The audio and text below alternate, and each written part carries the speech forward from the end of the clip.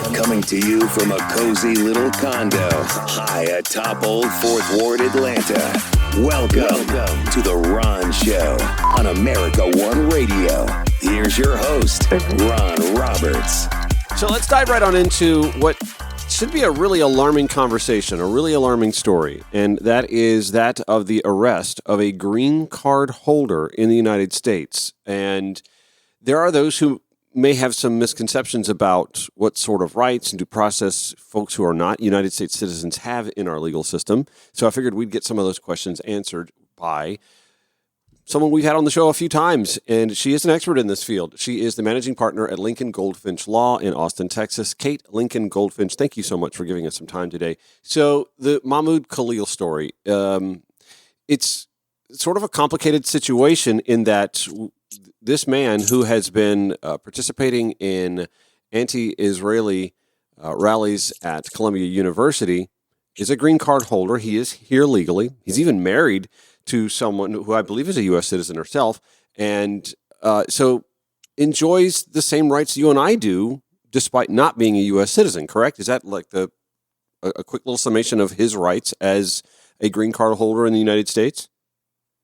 Sort of. Green card holders have permanent residence. They stay here for life. They don't have to become citizens, but they can be deportable for committing crimes or for other activities that, threaten the security of the nation, which is the ground of deportability that he's been charged under, because we now have his charging document.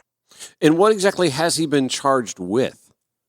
So it's a section of the Immigration and Nationality Act. He's in deportation proceedings. He's not in criminal proceedings. And in the immigration court system, he's being charged with this provision where if he's threatening the, foreign, I'll have to pull it up to get the exact language, but if he's threatening the, essentially the national security interests of the United States because he's espousing, supporting terrorist activities, then he can be deportable. Is the burden of proof pretty high for immigration customs officials to prove that he somehow, because that is the vernacular is that he is pro-Hamas, that he's supportive of Hamas. Right. But that's the burden of proof has to be pretty high. Like they have to have some pretty tangible, solid evidence that he's actually somehow, in communication with, or is it as simple as he protested Israel that makes him pro-Hamas? This particular provision in the INA is pretty relaxed, meaning the government's burden of proof is going to be essentially, at the level of probable cause. What I've heard is that he was distributing flyers that had the Hamas logo. And I've seen a flyer that he purportedly distributed. Of course, I haven't seen a video of him handing it out. That's all I've seen so far. And that could potentially be enough, under this provision, the way that it's written. Now, this is, in immigration court. It's kind of it's a Department of Justice court, which is under the executive branch. It's not a judicial branch of the government, surprisingly, which is problematic. But any appeal is going to go up to a circuit court and then even potentially the Supreme Court. And interestingly, I think one of the reasons that he was transferred from New York down to Louisiana, if they were thinking it through, is because Louisiana is in the Fifth Circuit Court of Appeals, which is pretty conservative. And so if it goes up through appeal, it's probably going to, side with the government. But there's an argument about whether he was legally transferred to Louisiana because his attorney filed a writ to keep him in New York, I think hours or moments before they transferred him. So that's also a big question right now. I have to be honest with you. I have no idea what the Hamas logo even looks like. Yeah, same. Yeah, but that also begs the question. If someone handed me a piece of paper and it had the Hamas logo on it, and I handed it off to somebody else, does that put me in peril as well? Because I have no idea what the logo even looks like. Well, no, assuming you are a U.S. citizen, it's very, very different for you, or it should be. One of the things that I think this is super creepy because it looks like he only expressed free speech. For example, if a U.S. citizen were to be handing out that same flyer, they could not be charged with a criminal. I mean, somebody who has a swastika tattoo on their chest is not charged with any crime, as a citizen, for example. It's free speech. It's gross, but it's free speech. The difference here is that he's a green card holder.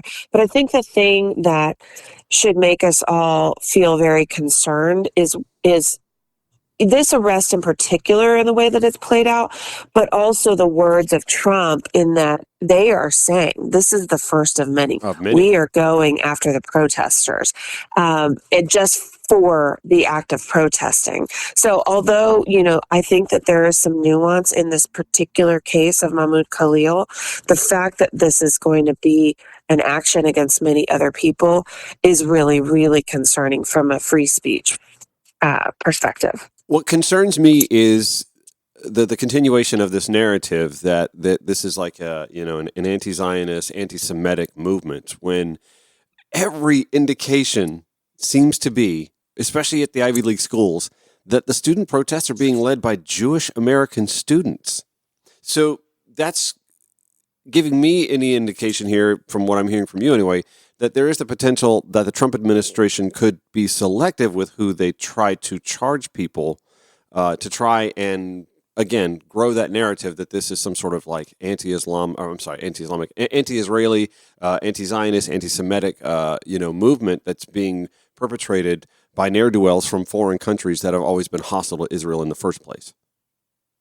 Agreed. I mean, this is so complicated. It's not black and white. Right. I have good friends who are Jewish who have participated in the protests. People I know very, very well. So that's absolutely accurate.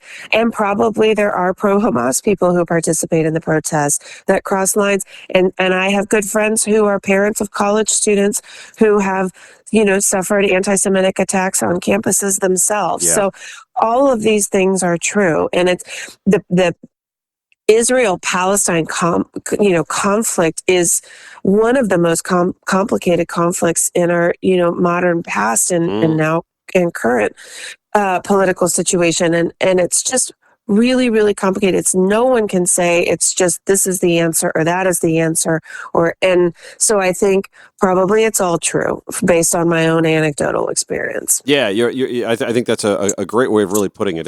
It's a messy situation. There is no black and white. It's hard to take a stance, and I think we saw this in the 2024 presidential cycle. It's really hard to take a stance that doesn't offend someone or enough of someone. Enough of a population that makes you wonder if it's going to cost you in a tight election outcome. I wanted to ask you about the fact that the New York Times is reporting that Mahmoud Khalil has not even been allowed to speak privately with his attorneys. Mm-hmm. Is that something that, again, a green card holder has different rights than a U.S. citizen does with regards to speaking to an attorney in a private manner? An attorney. I mean, he's in detention, and he should have access to counsel, and that conversation is privileged and confidential. So it is definitely a violation of his rights that he has not been able to speak to his counsel privately. Absolutely, and that is definitely one of the things that this administration has been doing with immigrants, with the transfers to Guantanamo and the transfers to Panama. They have whisked people away. They cannot be found by their families and their lawyers. And it's really concerning to me. So we've seen border crossings, illegal border crossings, and incursions have gone down greatly. They were actually on the steep decline in the final months of the Biden administration as well. The Trump administration, of course, taking credit for extremely low numbers since Inauguration Day as well. What do you attribute this to? Is this attributable to the tough policy and stances that the Biden and then Trump administration has made? Has the signal been sent? Or are there other factors involved that we, the people, may not be all that aware of? So it did start during Biden. We saw the numbers start to decline in December and in January. There is always seasonal fluctuations. So this is typically a lower time. But this is the lowest it's been in many, many years. And of course, some of that is going to be attributable to the fear of the Trump administration on the part of migrants. But also, the Biden administration had implemented a lot of procedures that were helping calm the chaos at the border, like the usage of the CBP1 app, giving people the opportunity to apply from further away. I think we were on our way. And what Trump did is just come in and sort of slam the border shut, which, sure, does it reduce crossings? Yes, but also it violates our commitment as a nation to protect people who are fleeing persecution, which is something we've committed to do since World War II. It's 70 years of international treaties and laws that we've signed, and also who we are as a country has completely changed to the world. I mean, and obviously we see that in other areas of his policy as well, like the Russia-Ukraine conflict. So yeah, has Trump had some effect at the border? Yes, and it's also due to abuses of human rights and a complete shift in our policy about asylum seekers, and it's devastating and heartbreaking. Well, and you mentioned the Ukraine war, Syrian refugees, the commitment we made to Afghan refugees who hated us during the Afghanistan war. Just a complete about face. It degrades the faith that folks have in the word of the United States government internationally. These are all repercussions that we may not see immediately, but will feel at some point in time. I mean, it's dismantling of NATO, essentially. It doesn't mean anything to have a treaty with us anymore. Which is ironic because President Trump is sitting down with the NATO Secretary General today. I'm kind of hoping that's not going to be live streamed, as we've seen happened in the past, because that could be pretty cringy to watch. We're with Kate Lincoln Goldfinch with the Lincoln Goldfinch Law Firm in Austin, Texas. I saw this story, this headline: immigration accounted for the entire country's population growth in 2022 and 2023. The first time that's happened since 1850. I find that something pretty interesting because, economically speaking, for a country's economy to continue to grow, you have to have some sort of population growth. We do have a growing number of folks who are going to be in assisted living or in some sort of needing assistance for medical reasons. And there was the perception, anyway, that immigration population growth was going to keep our economy afloat. What do you make of that headline? That is the entirety of our growth for the last 2 years, and for the first time since 1850. Yeah, I had not heard that headline. I knew we were headed in that direction, and I'm going to go look that up and do some videos about that because, yes, I've been saying this. Our population has been shifting where we have more people over the age of 75 than under the age of 15 for years and years and years, and it's really concerning because it should be the other way around. And like you said, our baby boomer population is they're all getting pretty old. They're going to need care. Our economy needs workers.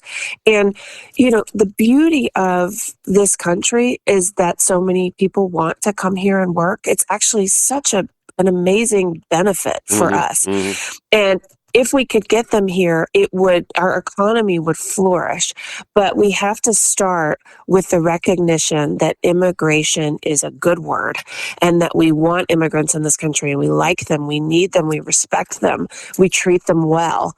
And that means the conversation around immigration absolutely has to change from the top. And my fear is that the economy is going to continue to suffer and struggle, and it's going to get so bad that at some point they're going to change tactic and they're going to say, oh, actually, we want to pass immigration reform, and then there will come a time when this will occur, but we will all have suffered so much for it because it took too long.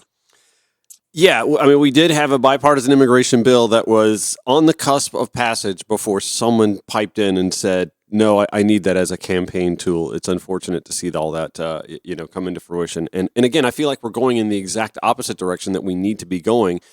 Again, say what you will about Trump and his tariff talk. It's wreaking havoc on our economy. We're seeing the effects on Wall Street. But this, to me, is a long-term ramification as well when we are stunting immigration growth, being steadfast about supporting immigration growth in a meaningful and legal way, and making it so that obtaining a green card or a work visa or permanent residence or, dare I say, becoming a U.S. citizen needs to be something somewhat attainable. It doesn't need to take as long as getting, a doctorate in something to become a U.S. citizen. I think that in and of itself is a deterrent. Absolutely. I mean, I'm in the state of Texas, and 1 in 5 workers in the state is an immigrant. It's just an absolutely critical part of our society. And I can tell you the immigrants now in Texas, they go to work, they go home, they send their kids to school, they might go to church. They are not going out, spending money. I mean, I've been doing these rights presentations. The population is dwindling. I drove by the flea market this weekend. They usually have a packed parking lot. There were just a few cars there. People are having difficulty finding construction workers. I mean, it is occurring. It is occurring, and it's part of the reason our economy is struggling right now. As a residential real estate agent, I can speak to the fact that new home construction is going to feel that impact of the loss of labor, readily available labor, because of this. And again, that's something we haven't heard word one about solving the housing crisis in this country from this administration. But again, this is another one of those sectors that's going to be impacted by its stance on immigration. Absolutely. Really, they all are. All of the sectors are going to be impacted. Anything about STEM and tech and, restaurant industry, hospitality, all of it.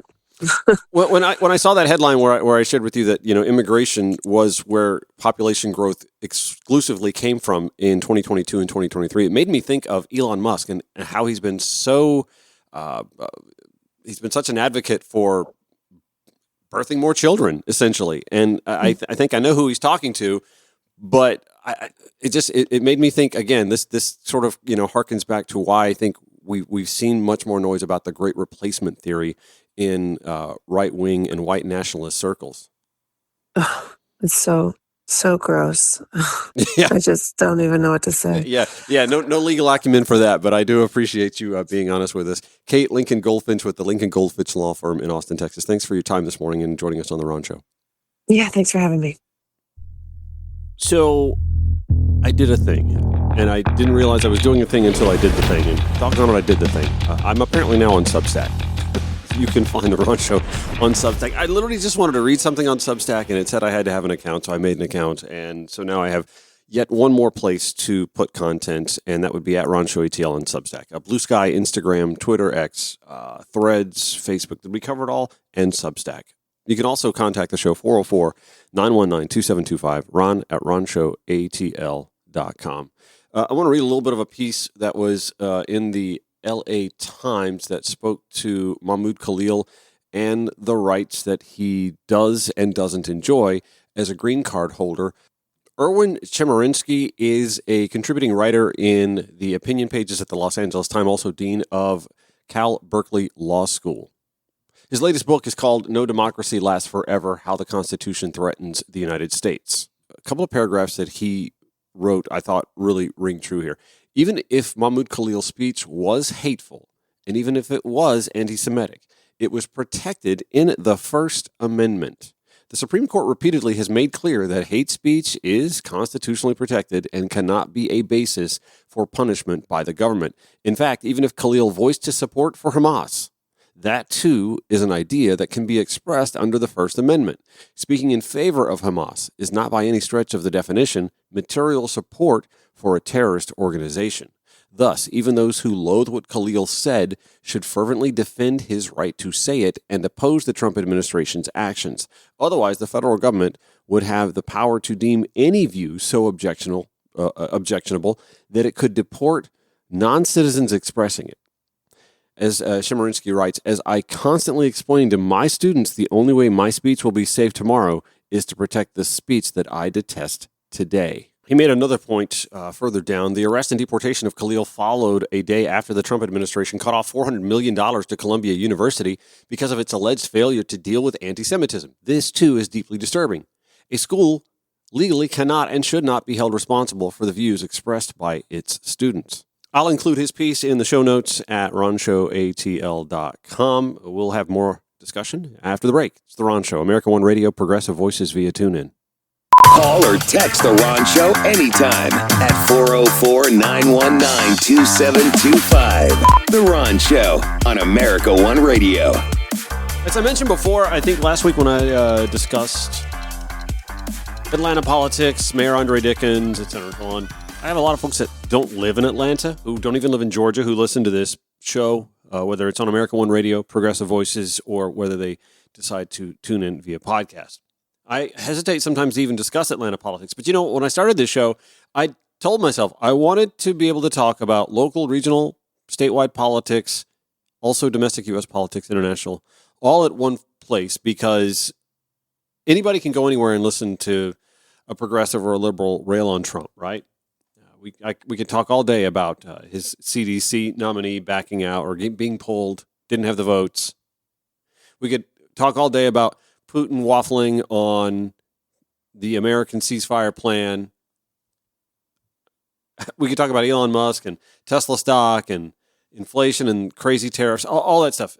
We can do that, and I have done that. There are days where I don't have a whole lot to talk about locally.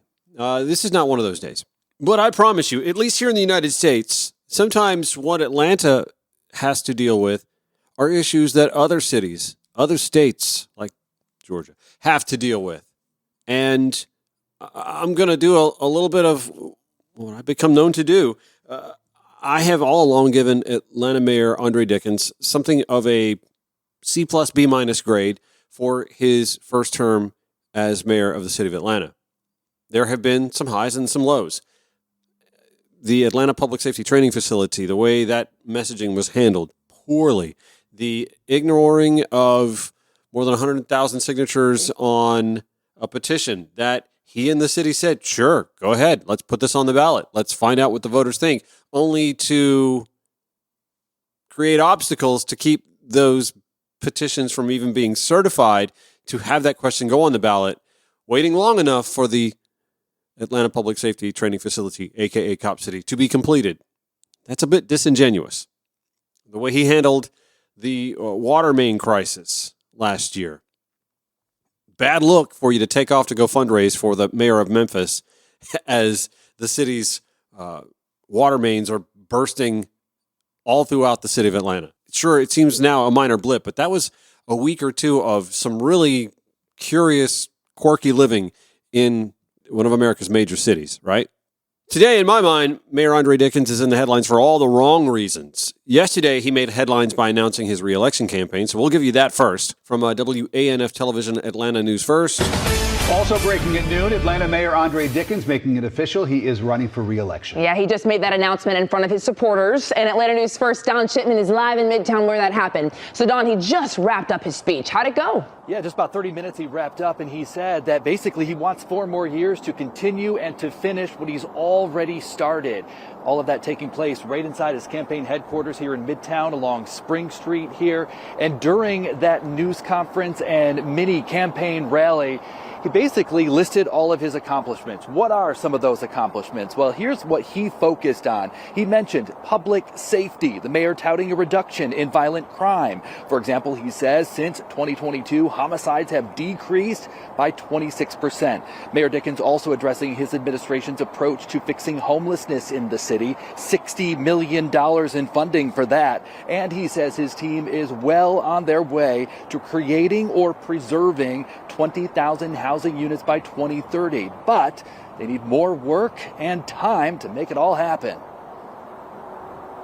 So all of the efforts we've done around building more affordable housing, you have 11,000 units that are already under construction, but we need more. So it is very likely that somebody can say, I need more affordable housing, and we've built more affordable housing than anybody in the last 2 or 3 decades. Full steam ahead now. Of course, Election Day in November. Should mention no opponent as of yet. They say they're ready, though. The Dickens campaign confirming that they've raised some $1.7 million for his re-election campaign. I bet they have. It'll be interesting to see how much of that campaign war chest came from some of the folks who are aligned with the Atlanta Police Foundation, the principal backers of the Atlanta Public Safety Training Facility. It'll be interesting to know how many of those campaign dollars came from companies or people aligned with Portman Holdings, the folks who want to take a portion of property along the East Side Beltline near Piedmont Park and turn it into multi-level housing where it once was a shopping center. Residents in nearby street-level residences, we're talking detached housing in an older neighborhood, are opposed to this, mostly because Moreland Avenue, the principal primary artery that feeds that area, is already overburdened. It's an old street. It's 4 lanes. My God, if you get stuck in the left lane behind somebody who's turning left at a light where there isn't a left turn signal, you're screwed. And what should be a quick little jaunt down the road becomes like a half-hour kerfuffle. Because Atlanta is underserved by mass transit. Now, that project, for example, along the East Side Beltline, the Beltline, for those who don't live in Atlanta, is a circular path, about a 22-mile circular path that's been patched together using old rail lines for the most part that encircled the city's inner neighborhoods. It's really nice, especially it's not completed in all 22 miles, but for the most part, it's pretty much it's a nice pedestrian pathway. And all along, Georgia Tech then student, the brain trust behind the Atlanta Beltline, Ryan Gravel, envisioned there being a streetcar running alongside it. And it makes total sense when you see the mixed use that has gone up along the Beltline from businesses and pubs and eateries and that at the street level or the Beltline level. And above that, housing. The Beltline is so popular on the east side right now, where it was first completed, that sometimes it's hard to even take a leisurely stroll without worried about being knocked over by someone on a skateboard or inline skates or a bike. I've taken my bicycle down it. It's too crowded for that now. And honestly, one of the reasons why it's too crowded is because there are folks who could be making that pathway a little easier by being on the streetcar. It'd be nice where I live, just a few blocks away, to hop on the streetcar, especially when the weather's not nice, to head to the Kroger at the other end of the East Side Beltline. Mayor Andre Dickens today came out against what was planned all along. The East Side Beltline being the first to connect to the downtown streetcar. Here's the headline from the Atlanta Journal-Constitution. Atlanta Mayor Dickens pulls support from streetcar east extension onto the Beltline. Zachary Hansen, Sarah Gregory reporting for the Atlanta Journal-Constitution that Dickens no longer wants the first phase of the Beltline light rail to go on the East Side Trail. That according to his senior staff today. The announcement was made at a meeting of MARTA's board of directors during a broad conversation about the mayor's vision for transit in the city. We are committed to building rail on the Beltline, however, not in the form that has been previously discussed, according to Courtney English, the mayor's chief advisor. Well, what form are you looking at? And why are you now saying that the first area of the Beltline completed, the most popular, the most populous, the most utilized, is now the one that you don't want to connect much easiest, by the way, to the current streetcar network that serves downtown Atlanta? It makes no sense. Starting on the south side, where you're nowhere near downtown, by the way, you can't connect. There's nothing to connect. What are you going to do?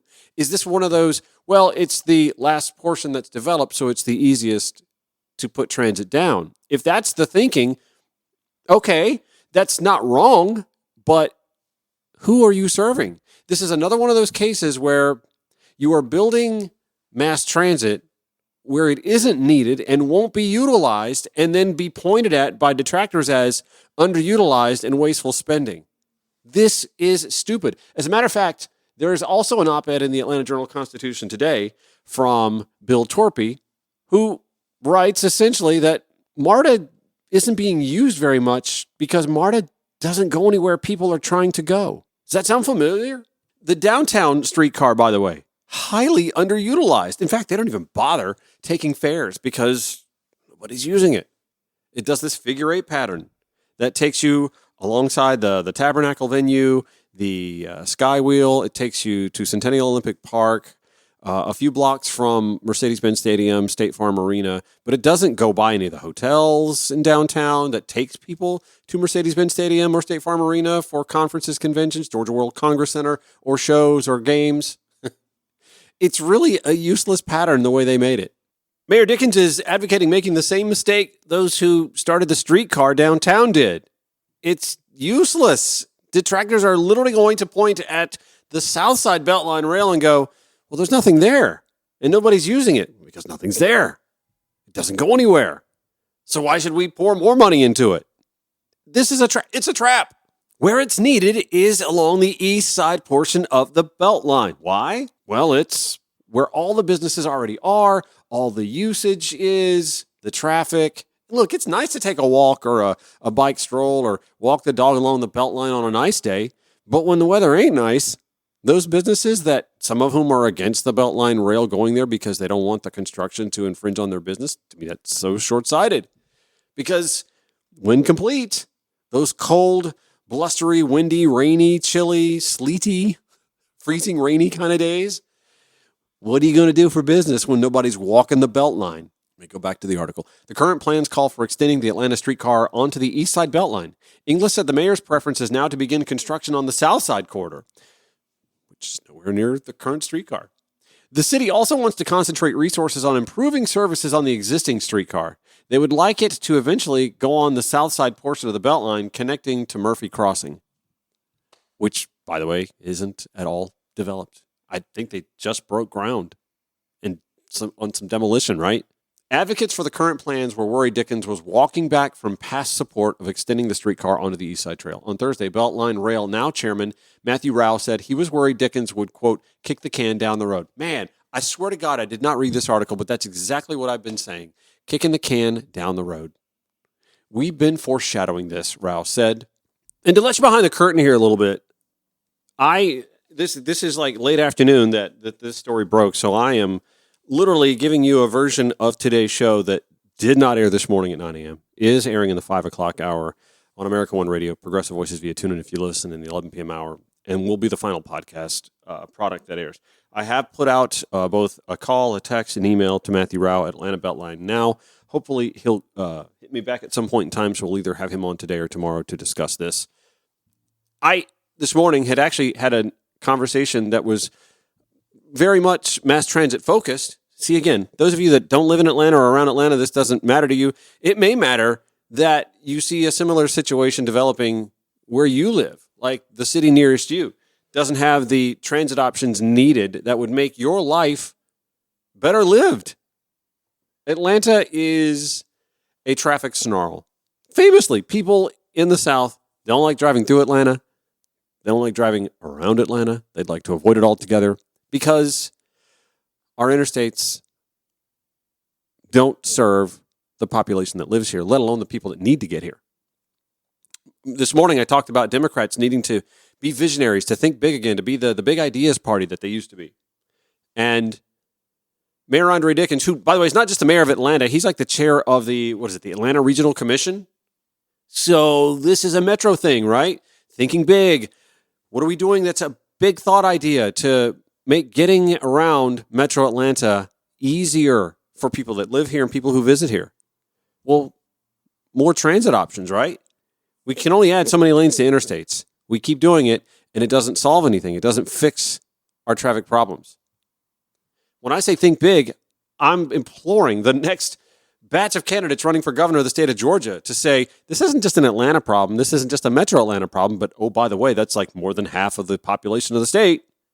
This is a Georgia problem that needs to be addressed. Transit and transit access is a big deal. Connecting Georgia, this should be the overarching theme. Connecting Georgia to Georgia should be a theme. And it doesn't have to be completely taxpayer funded. In fact, I think a private-public partnership actually could very much be in the offing. And we're seeing this happen actually in Canada, connecting Quebec City with Toronto. I'm going to read to you from openjaw.com. Air Canada might seem an unlikely partner in a train system, but the airline is talking about an intercity rail network that would likely feed into existing airport hubs that Air Canada dominates. If memory serves, I believe Atlanta has an airport with a major airline who has corporate headquarters in that city, right? Yeah. Huh. They also have puddle jumper flights to Chattanooga and Augusta, Macon, Savannah, Columbus. Why? If you had high-speed rail, wouldn't folks take that more easily? They could park cheaper where they are in their cities and not be on the highways, clogging up the highways. They would not be making Delta fly loss leader puddle jumper flights. They don't make money on those flights. It makes sense for Delta to want to get behind this. And I know I've gone from small in-city streetcar network to mass transit to high-speed rail connecting the state. But this all does correlate, I promise you. Mayor Dickens is thinking small. In fact, I think he's thinking dangerously wrong in that trying to start a Beltline rail network at the south end where nobody's using the Beltline right now. There are no businesses to speak of down there anywhere near what they are at the east side, by the way, is just going to create another underutilized rail service that detractors will point to and go, you already have this downtown and nobody's using it. Now you've got it South Beltline, nobody's using it. Why should we continue pouring more money into this if rail isn't needed? The problem is rail is needed. You just need to put it where it's needed. And as I mentioned before, Bill Torpy, the Atlanta Journal-Constitution, wrote a piece about MARTA, Metro Atlanta Rapid Transit Authority. How underutilized it is because it doesn't take anybody anywhere people need to go. I mean, it's a 40-plus-year-old entity, and it never had the chance to evolve. We'll dive into all that. Stand by. You're listening to The Ron Show. Thank you for doing so. On America One Radio, Progressive Voices via TuneIn or wherever you podcast. Thank you for listening. Incidentally, Matthew Rao with Atlanta Beltline Rail will be with me tomorrow on the show. So I'm excited about that. Very excited. Because I can't be the only one complaining about this. I can't be the only one bitching and moaning that Atlanta Mayor Andre Dickens is doing exactly what I think a lot of people expected him to eventually do at some point in time, which is backtrack on his support for Beltline Rail. Atlanta, already too large a city to be underserved by mass transit, as was evidenced in an op-ed that Bill Torpy wrote in today's Atlanta Journal-Constitution. Headline, why does MARTA go where folks aren't going? The Metro Atlanta Rapid Transit Authority, MARTA, doesn't serve people where it needs to be served, as you can tell by not just rail ridership, but bus ridership being at concerningly low levels post-pandemic. But you have to consider the rail network was largely laid out and running in 1979. And a lot has changed since 1979, right? The last rail stations opened in 2000. That's 25 years ago. A lot has changed since 2000. We don't have pagers on our hips. We don't have to bolt wire our cell phones to our cars. A lot has changed since 2000. A lot has changed since 1979. MARTA hasn't had the chance to adapt. And a lot of that has to do with the fact that it's the 8th largest mass transit authority in the country and the largest not to get a penny of state funding, despite the fact that it serves more than just the city of Atlanta, Fulton County, DeKalb County, city of Decatur. It serves several cities now and should, at some point in time, serve not just Clayton County, which approved it finally. The voters approved Clayton County expansion. Only now they're just getting bus rapid transit. And, of course, Cobb County. The Braves moved to Cobb County just across the county line. It'd be nice to have a rail network there. And into Gwinnett County, where voters, mostly on the end of the county who wouldn't be anywhere near the rail, keep rejecting it. I mean, think about 1979 and the year 2000. In 1979, we were ribbon-cutting shopping malls, right? I mean, it would have made sense to have had MARTA stations go to shopping malls at the time, but who goes to shopping malls anymore? See? And I know what you're thinking. You're thinking, well, Ron, you're just making the argument against mass transit, hard rail. No, actually, those dead shopping malls probably would have been redeveloped faster into something more useful, or may have actually survived longer in their capacity or in a later capacity because they had the transportation. You wouldn't have had to have the sea of parking lots because you had mass transit getting there. And to expand on this idea, what if, say, the next governor of Georgia, who happens to be a Democrat, thought, big idea, let's connect Atlanta and the rest of Georgia to each other so that folks don't have to take puddle jumper flights from Augusta or Columbus or Macon or Savannah or Chattanooga to the Atlanta airport and also don't have to get on I-20 or I-75 and get stuck in traffic and then pay oodles of dollars to park. If they could just take a rail network to the airport, and that rail network actually helped with traffic in Metro Atlanta, because you could also use that rail to get on the train in McDonough to get to your job in Clayton or South Fulton or downtown Atlanta. Even a rail commute is more for your personal time than being in the car is. You can't catch up on emails or watch something on a streaming app or anything like that while driving. You shouldn't anyway. I think it's against the law. But you could be doing that while on the train. So here we are at this crossroads where the current mayor of the city of Atlanta, who has no opposition right now, I think he should, especially somebody who's going to start railing on the fact that, pardon the pun, he's thinking backwards on mass transit and rail in his city, and as chair of the Atlanta Regional Commission, not thinking big and saying this is a huge need for the metro area. Let me tell you something. Congestion, clogging traffic, it's going to be the detriment of the city's growth at some point in time. We have to talk density for sure. We have to start building more denser projects. But again, density is not going to solve the traffic problem. It's actually going to exacerbate the traffic problem. And we can talk about, we got walkable neighborhoods all we want. You still have to get from some areas of the city to other areas of the city at some point in time. Specifically, if you want to go see a concert, or you want to go see a Braves game, or you want to go see a Falcons game or a United match. Bill Torpy in his op-ed points to the fact that downtown office space is not nearly as coveted as it used to be. That used to be a thing in the late 1970s when MARTA was being routed through downtown Atlanta. Not so much anymore, right? But the streetcar, some version of the streetcar can be done with less intrusion, less construction, less hardened rail, lighter rail, obviously lighter rail. I mean, folks don't know this, but Atlanta used to have a pretty extensive streetcar network. Passenger ridership, by the way, peaking in 1926, 96,794,273 passengers. As Bill Torpy points out in his op-ed, by the way, Atlanta's MARTA peaked at 86 million on trains, 72 million on buses in 2008.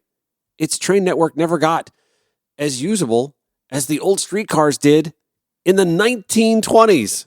Dickens, the mayor of Atlanta and the chair of the Atlanta Regional Commission, and whoever the next Democratic gubernatorial candidate's going to be, the nominee, they've got to start thinking bigger than, no, let's go slow with this. Let's try where it's not as needed right now and not as intrusive to the business community. Because that's what I think Dickens is thinking here.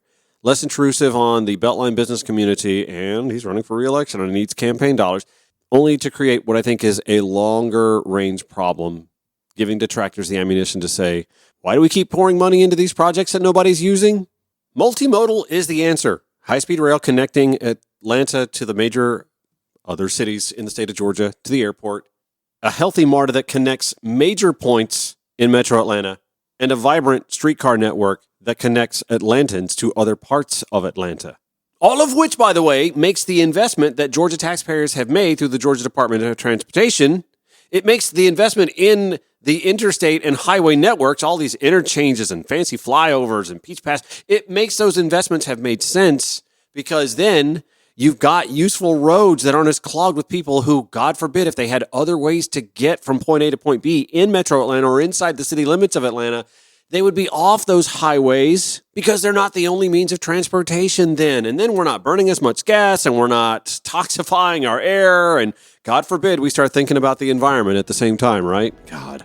Thoroughly disappointed in Mayor Andre Dickens. Tomorrow, Matthew Rao, Beltline Rail, joins us. We should be doing that from Condessa Coffee, if I can work that out. Tomorrow, 9 a.m. and 5 p.m. on America One Radio, 11 p.m. Progressive Voices via tune. And I want to thank Kate Lincoln Goldfinch for joining me earlier today to talk immigration, and Mahmoud Khalil. Show notes for everything at RonShowATL.com. Take care.